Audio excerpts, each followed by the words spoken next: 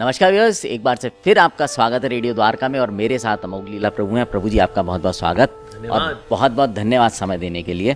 प्रभु जी, आज की तारीख में क्या पहले से भी लोग दुनियादारी में तो व्यस्त रहते ही हैं, और लेकिन एक चीज़ जानना चाहूँगा, क्या दुनियादारी और स्पिरिचुअलिज्म एक साथ चल सकते हैं क्या, और कैसे चल सकते हैं? एक्चुअली दुनियादारी हमारी स्पिरिचुअलिज्म के साथ ही चल सकती है। आप देखिए, आज लोग जब स्पिरिचुअलिटी में इंटरेस्टेड नहीं है तो आज लोगों के हाल क्या हैं? नशे में धुत। आज इंडिया के अंदर ऑन एन एवरेज जो स्मोकर्स हैं उनमें 8.1 सिगरेट्स स्मोक की जाती हैं हर दिन अमंग द स्मोकर्स। ये हाल है। Every 40 second there is a suicide, मतलब 40 काउंट करिए, देयर इज अ सुसाइड। दुनिया के अंदर there are 450 million people having depression, जिसमें से 55 मिलियन लोग अटेम्प्ट टू सुसाइड भी करते हैं। तो आप ये देखिए, ये नंबर क्या बहुत अच्छा नंबर है? बहुत दुखमय नंबर है एक्चुअली। इंडिया $7.5 मिलियन का आयात करता है, इंपोर्ट करता है दारू का। मतलब हम जो अपनी लोकल बना रहे हैं वो तो हम पी जाते हैं, साथ साथ में कहते हैं भाई कम पड़ रही है भाई और मंगाओ। तो हम दारू मंगा रहे हैं जर्मनी से, ऑस्ट्रेलिया से। तो क्या ये अच्छा लक्षण है? डिवोर्स रेट बढ़ रहा है, क्या ये अच्छा लक्षण है? तो इसीलिए हम देखें, बिना स्पिरिचुअलिटी के हमारा जो जिंदगी है जो बहुत ही ज़्यादा घिसी पिटी है। मतलब आप देखिए, स्पिरिचुअलिटी कम होने की वजह से आज तनाव इतना बढ़ा हुआ है। तनाव की वजह से बॉडी में डिसीजेज हैं।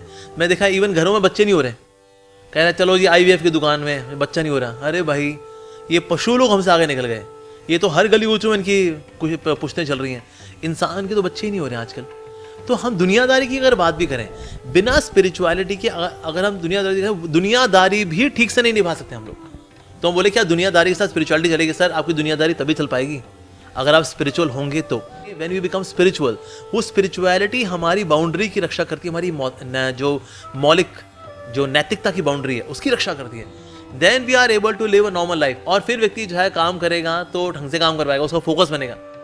सो इसीलिए स्पिरिचुअलिटी आपको हेल्प करती है। रीजन बीइंग, आपको इमोशनल बैलेंस देती है। आपके स्किल्स हैं, आप स्किल्स को मैनेज करते हैं इमोशंस, लेकिन इमोशंस को भला कौन मैनेज करेगा? स्पिरिचुअलिटी।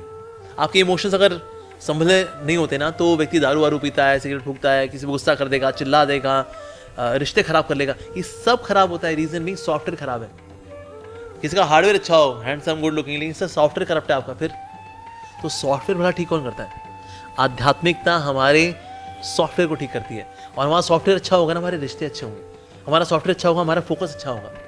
तो इसीलिए आध्यात्मिकता को रखते हुए ही हम संसारी कार्य करें। जैसे हमारे यहाँ पहले राजा हुआ करते थे, उनको बोलते थे हम राज ऋषि। दे वर सेंटली किंग्स, मतलब बाहर से वो राजा है लेकिन दिल से वो सेंट है, संत है। तो इसीलिए उस तरह से हमें भी जीना चाहिए। भरत जी ने किस प्रकार से 14 साल अयोध्या को संभाला? उन्होंने चरण पादुका रखी राम जी की सिंहासन पे कि असल में तो अयोध्या के राजा रामचंद्र जी हैं। वैसे मैं ही मैनेज करूंगा हालांकि अयोध्या को, लेकिन मैं ये मान के चलूंगा कि जो राजा है वो उनकी चरण पादुका है। उसी प्रकार से दुनिया जो हमें जीनी है, बिल्कुल भरत जी की मूड में जीनी है। हम सब संभालेंगे, अपनी जिम्मेदारी पूरी करेंगे। यस, भरत जी ने तो, बल्कि राम जी ने जब अयोध्या छोड़ी थी और जब वापस आए, इन 14 सालों में ऐश्वर्य 10 गुना हो गया अयोध्या का। That means he manage Ayodhya so nicely. Bharat ji ने इतना अच्छा मैनेज किया। तो हम भी अच्छे से अपनी लाइफ को मैनेज करेंगे, लेकिन ये सोचते हुए मेरे जीवन के मालिक मेरे प्रभु के चरण कमल है, वो वास्तव में सिंहासन में, मेरे हृदय के सिंहासन में। आध्यात्मिकता के साथ आप जब जिम्मेदारी पूरी करते हैं, देन दैट्स सो वंडरफुल। मैं देखा कितने ऐसे हमारे गृहस्थ डिवोटीज हैं, पहले झगड़ा झाटी करते थे आपस में पति पत्नी, लेकिन जब से दोनों भक्त बने हैं, अब पति रिस्पेक्ट करता है अपनी पत्नी की कि ये तो कृष्ण की सेविका है, मैं इस पर चिल्ला कैसे सकता हूँ। जो पत्नी ये सोचती है मेरा पति तो कृष्ण का सेवक है, मैं उसको ताने कैसे मार सकती हूँ। तो कहीं ना कहीं गृहस्थ जीवन, हमारा गृहस्थ आश्रम में अपग्रेड होता है व्हेन वी आर स्पिरिचुअल। जब वो नहीं है फिर वो ताने वाने मारो जी, और क्या कहते हैं, जो घर होता है ना उसको बोलते हैं भवन। कहते नहीं, हमारे गुप्ता जी का भवन। भवन में भ का मतलब है भगवान। आप भ हटा दो, क्या बचेगा? वन। वन में कौन रहते हैं? पशु। पशु क्या करते हैं? तो इस तरह से हमारा दैनिक जीवन में भी रहेगा। अगर हम भ को हटा देंगे तो वन के अंदर लगाना है भ, फिर ये वन बन जाएगा वृंदावन, वैसा वाला वन हो जाएगा फिर। तो इसीलिए बहुत ज़रूरी है भगवान श्री कृष्ण को जीवन में लेकर के आना, भक्ति को जीवन में लेकर के आना। भक्ति इज़ नॉट अ लग्जरी, भक्ति इज़ नेसेसिटी, ये हमारी आवश्यकता है। तो इसलिए इसके साथ ही दुनियादारी एक्चुअली चल पाती है इन a sensible way, in a human way. सो इसलिए स्पिरिचुअलिटी को साथ में लेके चलना ही है, आवश्यक है। बहुत बहुत धन्यवाद प्रभु जी, आपने बहुत ही सॉफ्टवेयर और हार्डवेयर वाला जो विशेष तौर पर एग्जांपल दिया बहुत ही अच्छा था।